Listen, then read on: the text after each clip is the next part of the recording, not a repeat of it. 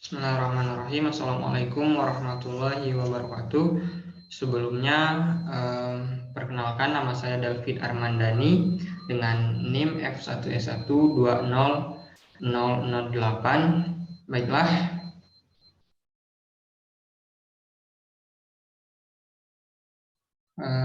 di sini saya akan menjelaskan atau mempresentasikan tugas statistika terapan yang mana dengan dosen pengampu Bapak Pradita Eko Prasetyo Utomo, SPD MCS, yang mana tugas ini berasal dari tugas sebelumnya, yaitu membuat sebuah resume dari beberapa jurnal, yaitu minimal 5 jurnal. Nah, di sini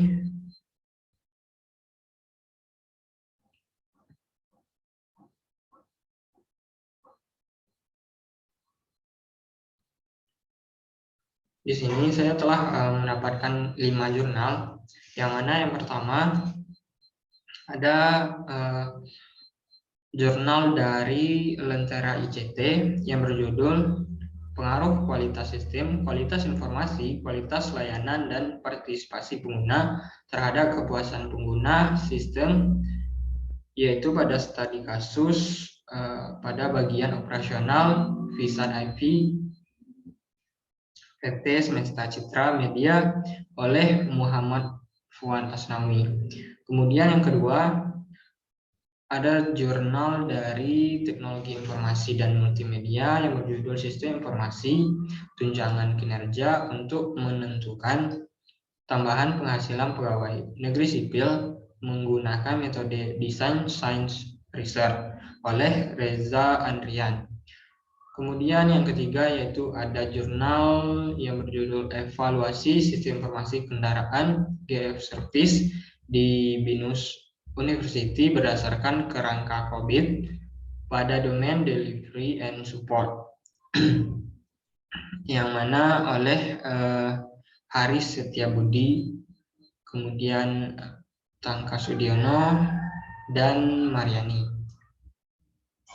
Kemudian jurnal yang keempat yaitu berjudul Pengaruh Penerapan Sistem Informasi Akademik terhadap Kualitas Layanan Akademik Mahasiswa di Fakultas Ilmu Sosial dan Politik Universitas Diponegoro oleh Dwi Ridho Aulianto.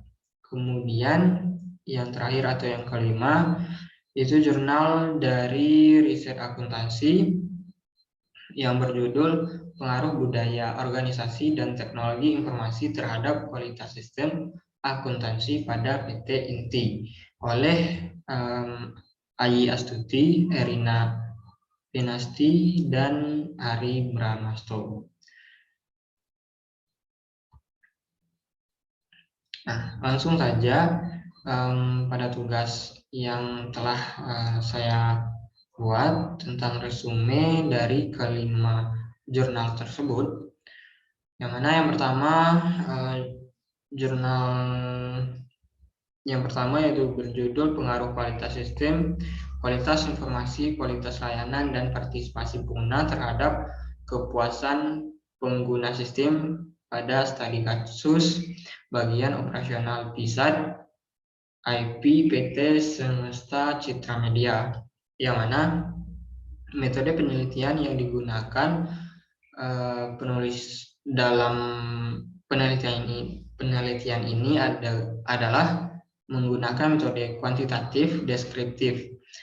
Analisa deskriptif merupakan metode analis yang menggunakan atau digunakan untuk memperoleh gambaran objektif mengenai objek penelitian serta untuk mengetahui seberapa banyak responden menyatakan hal yang sama terhadap suatu objek pernyataan. Kemudian sumber data dan metode pengumpulan data pada penelitian ini menggunakan sampel sebanyak 38 sampel responden pada bagian operasional VSAT IPPT SC Media untuk memperoleh data menggunakan metode sebagai berikut. Yang pertama yaitu penelitian lapangan, kemudian yang kedua yaitu penelitian kepustakaan atau library research. Kemudian dalam penelitian kepustakaan ada analisis regresi berganda dipakai untuk menghitung besarnya pengaruh secara kuantitatif dari suatu perubahan kejadian variabel X terhadap kejadian lainnya atau variabel Y. Nah, selanjutnya kita masuk ke dalam hasil perhitungan yang dapat dijelaskan bahwa yang pertama H1 yaitu H0 ditolak dan HA diterima, yaitu terbukti bahwa terdapat pengaruh antara kualitas sistem dan kepuasan pengguna sistem informasi operasional VSAT IP. Hal tersebut dapat dilihat pada uji T, yang mana T hitung 12,383 dan T tabel sama dengan 2,028, yang berarti T hitung lebih besar dari T tabel, sehingga terbukti bahwa variabel kualitas sistem X1 secara parsial memiliki pengaruh terhadap variabel kepuasan pengguna sistem informasi operasional VSAT IP atau variabel Y. Kemudian yang kedua yaitu H2, yaitu H0 ditolak dan HA diterima, yaitu terbukti bahwa terdapat pengaruh antara kualitas informasi dan kepuasan pengguna sistem informasi operasional VSAT IP. Hal tersebut dapat dilihat pada uji T, di mana T hitung 14,408 dan T tabel sama dengan 2,028, yang berarti T hitung lebih besar dari T tabel, sehingga terbukti bahwa variabel kualitas informasi variabel X2 secara parsial memiliki pengaruh terhadap variabel kepuasan pengguna sistem informasi operasional VSAT IP, yaitu variabel Y. Kemudian yang ketiga yaitu ada H3, di mana H0 ditolak dan HA diterima, yaitu terbukti bahwa terdapat pengaruh antara kualitas layanan dan kepuasan pengguna sistem informasi operasional VSAT IP. Hal tersebut dapat dilihat pada uji T, di mana T hitung 5,060 dan T tabel 2,028, yang berarti T hitung lebih besar dari T tabel, sehingga terbukti bahwa variabel kualitas layanan X3 secara parsial memiliki pengaruh terhadap variabel kepuasan pengguna sistem informasi operasional VSAT IP atau variabel Y. Kemudian yang keempat yaitu terbukti bahwa H0 ditolak dan HA diterima, yang menyatakan bahwa pengaruh antara partisipasi pengguna dan kepuasan pengguna sistem informasi operasional VSAT IP. Kemudian hal tersebut dapat dilihat pada uji T, di mana T hitung 5,060 dan T tabel sama dengan 2,028, yang berarti T hitung lebih besar dari T tabel, sehingga terbukti bahwa variabel kualitas layanan X3 secara parsial memiliki pengaruh terhadap variabel kepuasan pengguna sistem informasi operasional VSAT IP atau variabel Y. Kemudian yang kelima yaitu H5, yaitu H0 ditolak dan HA diterima, yaitu terbukti bahwa terdapat pengaruh antara kualitas sistem dan kualitas informasi, kualitas layanan, dan kepuasan pengguna sistem informasi operasional VSAT IP. Hal tersebut dapat dilihat pada uji F, di mana F hitung 194,885 dan F tabel sama dengan 2,610, yang berarti F hitung lebih besar dari F tabel, sehingga terbukti bahwa kualitas sistem atau X1, kualitas informasi X3, dan kualitas layanan X3 secara simultan memiliki pengaruh terhadap variabel kepuasan pengguna sistem informasi operasional bisa IP variabel Y.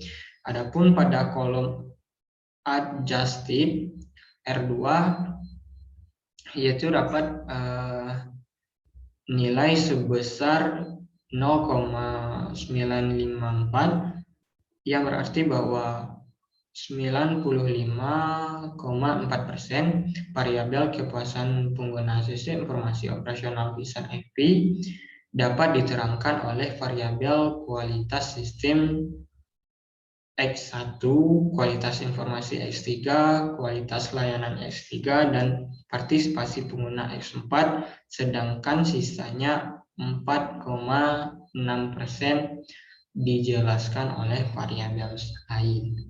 Nah, kesimpulannya, secara simultan terdapat pengaruh yang kuat dan signifikan antara variabel kualitas sistem, kualitas informasi, kualitas layanan, dan partisipasi pengguna terhadap kepuasan pengguna.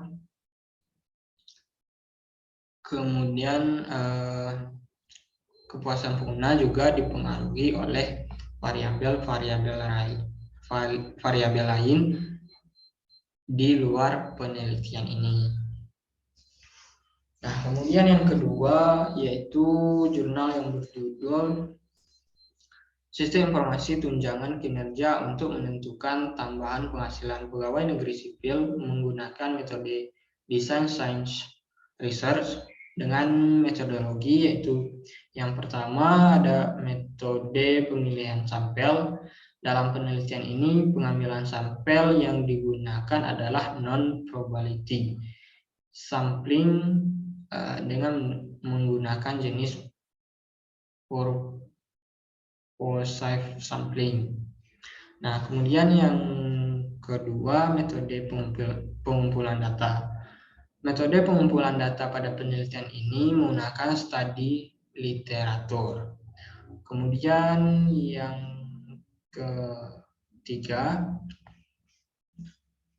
teknik analisa. Teknik analisa yang digunakan pada penelitian ini adalah menggunakan pendekatan object-oriented analysis atau OOA atau analisis berorientasi objek. Kemudian yang keempat atau D, teknik perancangan sistem.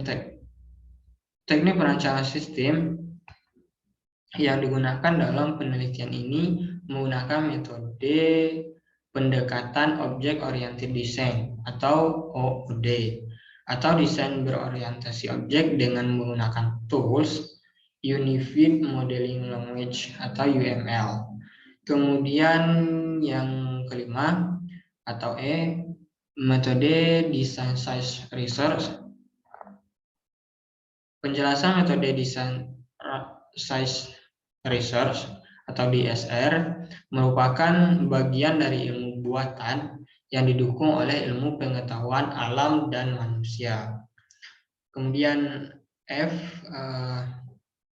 teknik pengujian atau penerimaan sistem. Dalam teknik pengujian sistem, penulis melakukan tahap pengujian dengan metode teknologi acceptance model atau TAM untuk menguji sistem yang telah dirancang. Kemudian metode yang terakhir, G, teknik pengujian kesuksesan perangkat dalam penelitian ini. Penulis melakukan pengujian kesuksesan perangkat Luna dengan menggunakan model DeLong and McLean yang menyebut bahwa informasi quality, sistem quality, dan service quality akan berpengaruh positif pada use dan user satisfaction, dan selanjutnya akan berpengaruh positif pada net benefit atau hasil akhir. Kemudian hasil dan pembahasan. Hasil dan pembahasan yang pertama yaitu analisis proses sistem berjalan, yaitu analisis proses bisnis dari sistem kepegawaian yang sedang berjalan dilakukan untuk mendapatkan informasi berdasarkan hasil observasi dan wawancara. Diperoleh data dan dokumen terkait proses sistem yang akan dirancang. Kemudian proses transaksi. Pada proses transaksi, proses yang dilakukan oleh pegawai yang ada di instansi pemerintah kabupaten tersebut, di mana terjadi interaksi atau pegawai dengan kepala bidang, admin instansi, dan pusat data yang merupakan proses inti dalam pembayaran TPP. Kemudian ada proses presensi. Proses presensi merupakan suatu proses pencatatan data dan kehadiran pegawai mulai dari waktu masuk dan pulang pada periode waktu tertentu sesuai dengan jadwal yang telah ditentukan. Prosedur untuk melakukan penyimpanan data presensi dari sistem yang berjalan, yaitu pegawai melakukan presensi melakukan mesin fingerprint, kemudian proses validasi.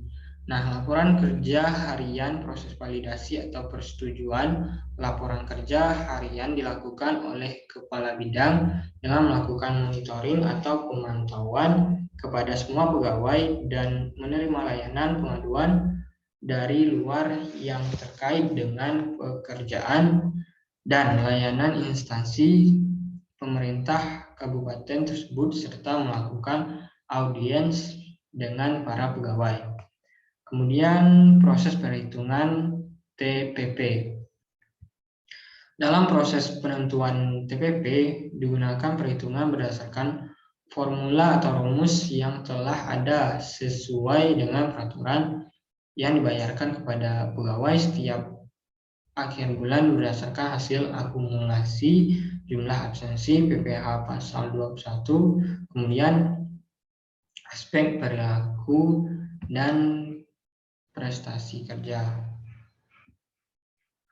Kemudian ada proses verifikasi laporan dan presensi. Proses verifikasi laporan dan presensi dilakukan oleh admin pusat data berdasarkan laporan yang diberikan oleh admin instansi. Kemudian ada proses laporan TPP. Proses ini adalah data laporan TPP kemudian diklarifikasikan menjadi laporan harian, bulanan, dan tahunan. Kemudian perancangan dan pengembangan sistem. Perancangan sistem menentukan bagaimana sistem akan memenuhi tujuan tersebut. Dalam hal ini, perangkat keras, perangkat lunak, dan infrastruktur jaringan antarmuka pengguna, serta formulir dan laporan, dan program-program khusus database dan file yang akan dibutuhkan. Kemudian ada demonstrasi dan evaluasi. Nah, pada evaluasi menggunakan beberapa teknik pengujian. Yang pertama yaitu pengujian teknologi acceptance model. Kemudian yang kedua ada karakteristik responden data. Kemudian yang ketiga pengujian validasi dan reliabilitas. Nah, untuk uji validitas yaitu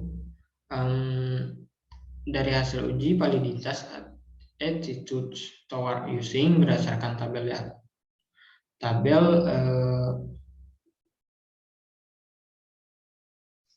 atas berarti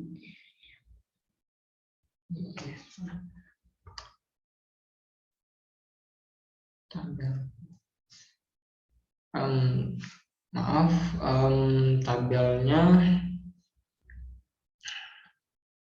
lupa saya masukkan. Semua nilai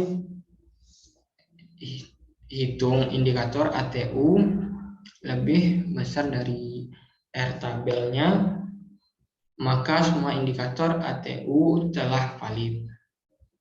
Kemudian uji reliabilitas. Pengujian reliabilitas instrumen dengan menggunakan rumus Cronbach's-Alpha karena instrumen penelitian ini berbentuk angket dan skala bertingkat. Kemudian uji normalitas. Uji normalitas data dengan menggunakan Kolmogorov-Smirnov atau KS-test merupakan pengujian statistik non-parametis yang paling sering digunakan. Kemudian ada uji hipotesa. Pengujian hipotesis dilakukan secara uji T. Uji T bertujuan untuk mengetahui apakah secara parsial variabel independen X berpengaruh secara signifikan terhadap variabel dependen Y. Hasil uji T dengan menggunakan regresi linear berganda dapat dilihat sebagai berikut. Yang pertama yaitu uji T. Uji T dilakukan untuk mengetahui apakah ada pengaruh pada PEU atau H1, kemudian PU atau H2 terhadap ATU H3. Dasar pengambilan keputusan uji T yaitu jika nilai signifikan kecil dari 0,05 atau T hitung lebih besar dari T tabel, maka terdapat pengaruh variabel X terhadap variabel Y. Kemudian yang kedua, jika nilai signifikan lebih besar dari 0,05 atau T hitung lebih kecil dari T tabel, maka tidak terdapat pengaruh variabel X terhadap variabel Y. Kemudian hasil uji T berikut adalah uraian dari masing-masing hipotesis di atas. Kemudian uraian untuk hipotesisnya, yang pertama, ujian berdasarkan variabel PEU bahwa PEU berpengaruh terhadap PU. Hal ini dibuktikan di mana nilai signifikan 0,000 lebih kecil dari 0,05 dan nilai T hitung lebih besar dari nilai T tabel yaitu 17,135 lebih besar dari 2,052. Dapat disimpulkan bahwa H1 diterima berpengaruh terhadap PU.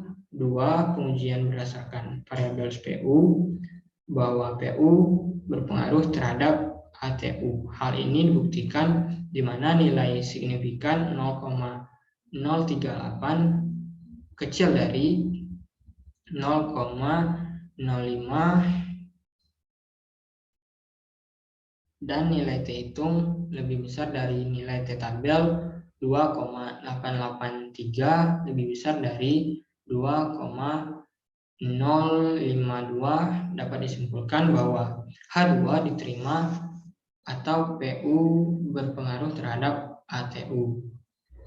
Kemudian ada uji ANOVA. Di sini saya tidak menjelaskan secara detailnya, yang mana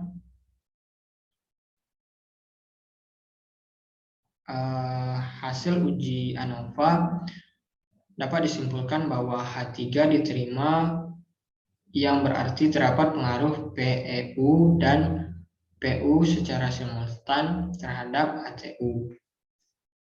Kemudian ada hipotesis H1. Hipotesis H1 itu diterima, yang menyatakan bahwa kualitas information quality berpengaruh positif terhadap penggunaan sistem atau use. Kemudian hipotesis H2. Hipotesis H2 diterima, yang menyatakan bahwa kualitas information quality berpengaruh positif terhadap kepuasan pengguna atau user satisfaction. Kemudian ada hipotesis H3. Hipotesis H3 diterima. Hipotesis H3 diterima menyatakan bahwa kualitas layanan service quality berpengaruh positif terhadap penggunaan sistem atau use. Kemudian yang keempat ada hipotesis H4.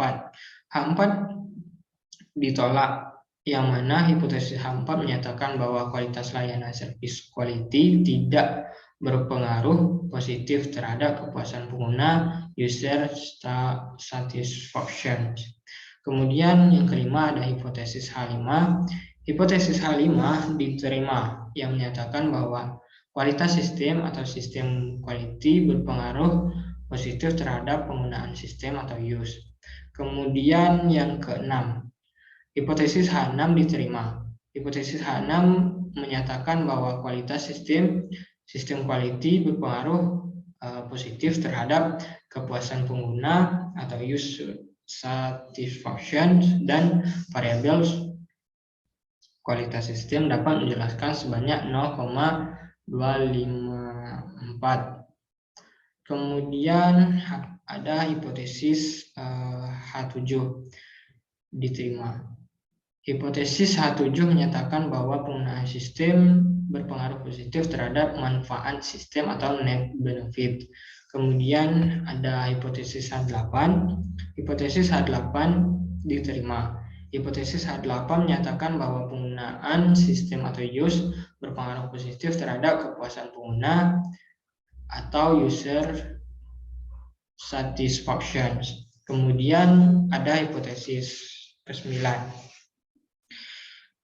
Hipotesis 9 ditolak, yang menyatakan bahwa kepuasan pengguna atau user satisfaction tidak berpengaruh positif terhadap manfaat sistem net benefit.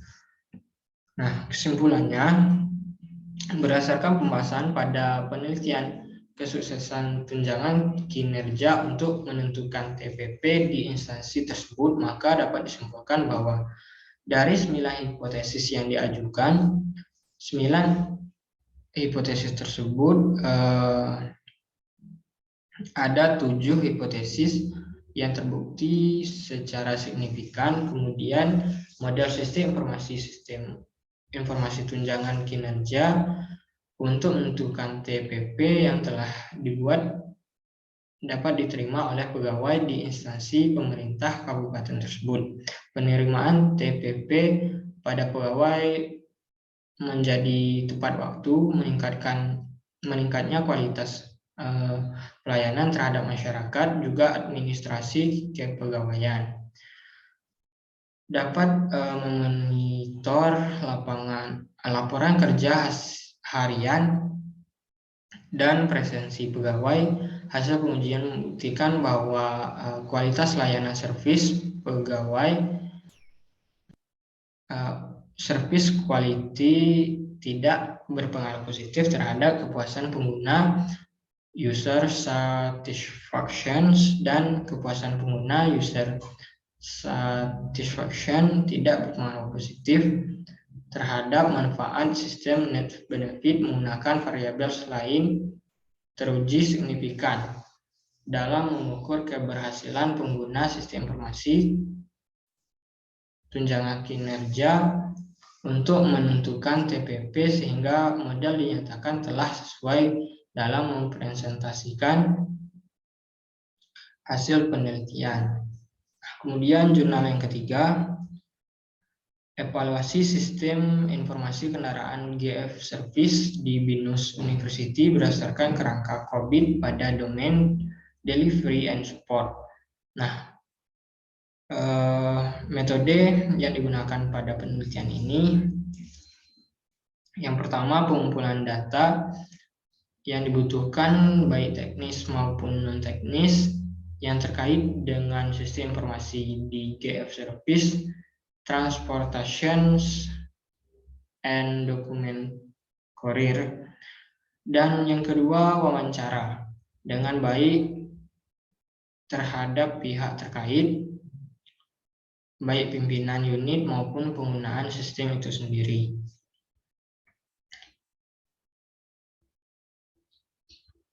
Nah, ketiga, melakukan evaluasi terhadap sistem informasi GF Service, Transportation and Document Courier, melakukan evaluasi terhadap kualitas informasi yang dihasilkan SRSC, yaitu dengan cara menetapkan sampel atau Lubis dan ARMA,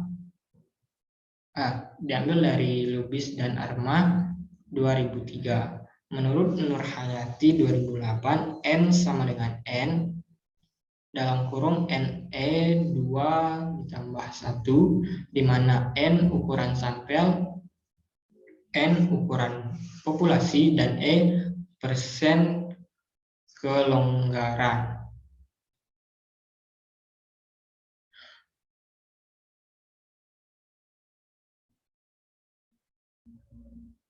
Nah, hasil dan pembahasan. Hasil analisis mengukuran tingkat kematangan hasil analisis, K goal, indikator KGI, dan K performance indikator KPI berdasarkan paparan tentang best practice. Didapat jenis layanan yang diberikan oleh GF Service adalah informasi pemakaian kendaraan.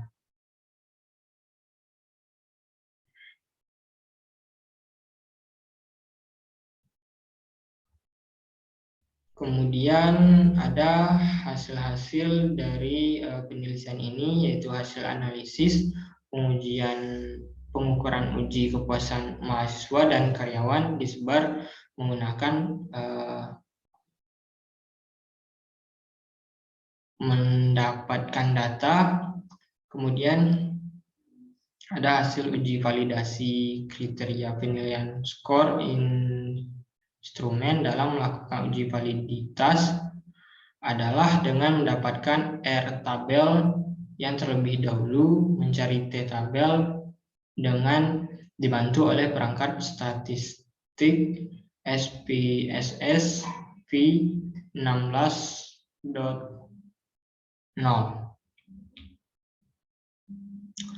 Kemudian pengaruh kualitas sistem informasi atau DLON dan MC-LEAN 2003, dan kualitas informasi terhadap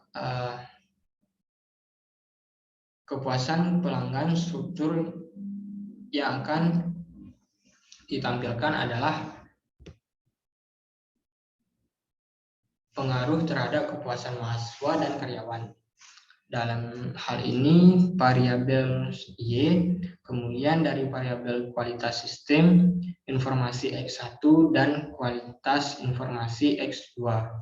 Hasil olah data. Hasil olah data antara kualitas sistem informasi terhadap kepuasan mahasiswa dan karyawan pada hasil perhitungan model summary regresi linear variabel kualitas sistem informasi terhadap kepuasan pelanggan terhadap R-square sebesar 0,382 dari koefisien korelasi 0,618 R-square disebut koefisien determinan yang di dalam hal ini sebesar 38,2%. Hasil kepuasan mahasiswa dan karyawan dapat dijelaskan oleh variabel kualitas sistem X, sedangkan sisanya dijelaskan variabel lain yang berarti kualitas sistem informasi pengaruh terhadap kepuasan mahasiswa dan karyawan H1. Kemudian uji ANOVA, sistem terhadap kepuasan pelanggan terdapat bahwa nilai probabilitas atau signifikan sama dengan 0,000 lebih kecil dari 0,05. Berarti H0 ditolak dan H1 diterima. Nah, kemudian dalam penelitian ini juga melakukan uji koefisien. Uji koefisien digunakan untuk mengetahui pengaruh variabel bebas secara individu terhadap variabel terikat. Kemudian kesimpulan. Berdasarkan hasil dari analisis data sebelumnya dapat disimpulkan bahwa berikut. Yang pertama, hasil pengukuran maturity level dengan menggunakan kerangka kerja COVID dan pemanfaatan sistem informasi pada GF Service berada pada posisi 2,951 atau mendekati dari standar yang ditetapkan secara internasional, yaitu 3,00. Nah, kemudian yang keempat, jurnal yang keempat, yaitu berjudul Pengaruh Penerapan Sistem Informasi Akademik terhadap Kualitas Layanan Akademik Mahasiswa di Fakultas Ilmu Sosial dan Ilmu Politik Universitas Diponegoro. Nah, metode penelitian yang digunakan dalam penelitian ini adalah metode penelitian gabungan antara metode kualitatif dan kuantitatif. Metode ini dilakukan agar hasil analisis data pada metode kuantitatif dapat dideskripsikan lebih jelas dan lebih dalam dengan metode kualitatif. Kemudian ada variabel. Variabel adalah konsep yang dapat diukur dan mempunyai nilai. Kemudian ada variabel bebas. Dalam penelitian ini adalah sistem informasi. Kemudian hasil dan pembahasan. Hasil dari pengolahan data yang didapatkan berdasarkan jawaban responden terhadap variabel sistem informasi akademik dan variabel kualitas layanan akademik sesuai indikator masing-masing dapat disimpulkan sebagai berikut. Ada interval kelas sama dengan nilai terbesar ke nilai yang terkecil dengan jumlah kelas variabel sistem informasi akademik. Nilai terbesar sama dengan 3,89 dan nilai terkecil 1,83 dengan jumlah kelas 4, sehingga nilai interval pada variabel sistem informasi akademik adalah interval sama dengan min, yaitu sama dengan 0,52. Hasil nilai interval di atas dapat dibuat tabel skor untuk variabel sistem informasi akademik berdasarkan data yang diolah dari hasil kuesioner. Dapat dibuat tabel simpulan jawaban responden terhadap sistem informasi akademik.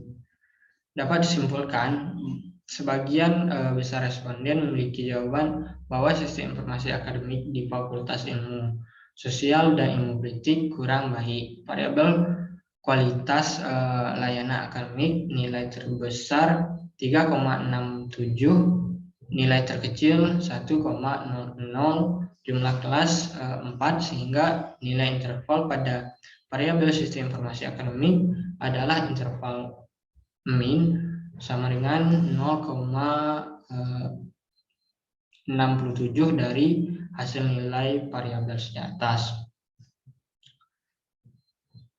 Kemudian Dalam metode ini penulis menggunakan analisis regresi sederhana. Analisis regresi digunakan untuk mempredikasi variabel bebas terhadap variabel terikat. Model persamaan regresi dalam penelitian ini adalah Y sama dengan A ditambah B X. Nah, konstanta A adalah 1,347, sedangkan B adalah 0,433. Dengan demikian, persamaan regresi dapat ditulis Y sama dengan 1,34 ditambah 0,33X. Kemudian uji signifikasi korelasi. Kemudian analisis koefisien determinasi. Analisis determinasi digunakan untuk mengetahui besarnya pengaruh variabel bebas atau sistem informasi akademik terhadap variabel terkait kualitas layanan akademik. Kesimpulan, yang mana pada penelitian kali ini Siska FISIP Undip selain dapat mengakses melalui loket fakultas, sekarang dapat diakses secara online. Syarat untuk dapat mengakses secara online, para pengguna harus menginstal program Siska FISIP Undip dan MySQL Connector yang tersedia pada website resmi fakultas. Nah, yang kelima yaitu jurnal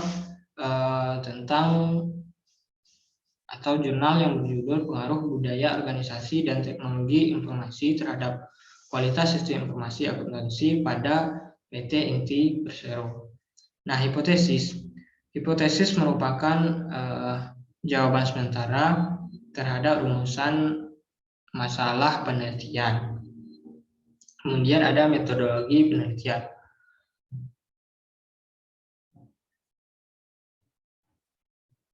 Metodologi penelitian dalam penelitian ini menggunakan metodologi uji reliabilitas, yang mana uji reliabilitas merupakan ukuran suatu kestabilan dan konsistensi responden dalam menjawab hal yang berkaitan dengan konstruk pertanyaan yang merupakan dimensi suatu variabel dan disusun dalam bentuk kuesioner. Hasil penelitian dan pembahasan hasil penelitian yaitu ada uji validitas. Hasil uji validitas variabel budaya organisasi X1 disimpulkan bahwa masing-masing indikator pernyataan adalah valid. Variabel budaya organisasi X1 dianggap valid karena nilai R hitung dan R tabel, yaitu nilai R hitung lebih besar dari 0,301, sehingga variabel di atas dianggap valid. Kemudian ada uji validitas variabel teknologi informasi X2. Kemudian ada suatu variabel dinyatakan reliable jika nilai Cronbach alpha lebih dari 0,7. Hasil uji reliabilitas ditunjuk sebagai berikut. 1. Budaya organisasi X1 reliability statistik Cronbach alpha 918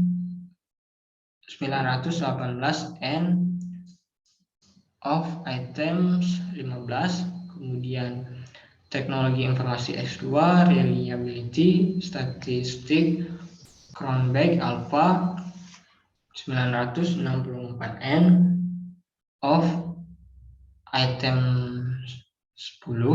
Kemudian ada yang ketiga, kualitas sistem informasi Y reliability statistik Cronbach Alpha 966N of items 13.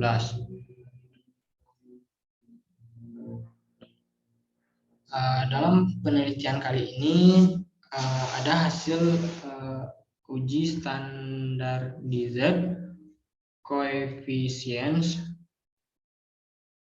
kemudian ada uji hipotesis yang mana hasil pengujian hipotesis secara parsial menggunakan uji T, kemudian ada pembahasan,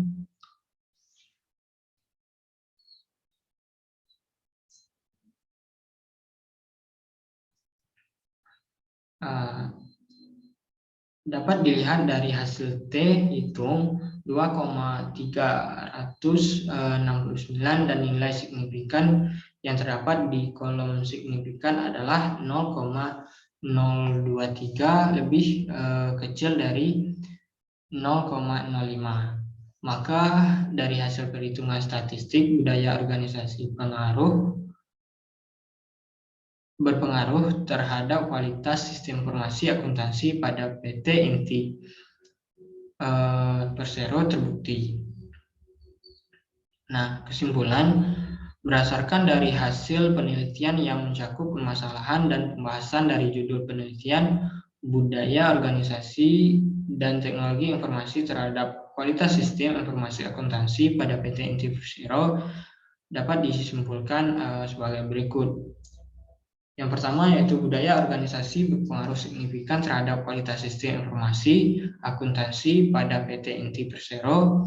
Budaya yang telah diterapkan dan setiap orang yang bekerja pada PT Inti Persero sudah baik dan memiliki kolerasi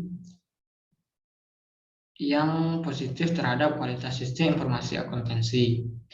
Kemudian yang terakhir yaitu teknologi informasi berpengaruh signifikan terhadap kualitas sistem informasi akuntansi pada PT Inti Persero. Kemudian teknologi informasi yang terdapat pada Inti Persero dinilai sangat baik dan memiliki korelasi positif. Semakin baik penerapan teknologi informasi, akan semakin baik pula kualitas sistem informasi akuntansi pada perusahaan. Nah, sekian presentasi dari saya mengenai tugas statistika terapan. Lebih dan kurangnya saya mohon maaf. Saya akhiri dengan wassalamualaikum warahmatullahi wabarakatuh.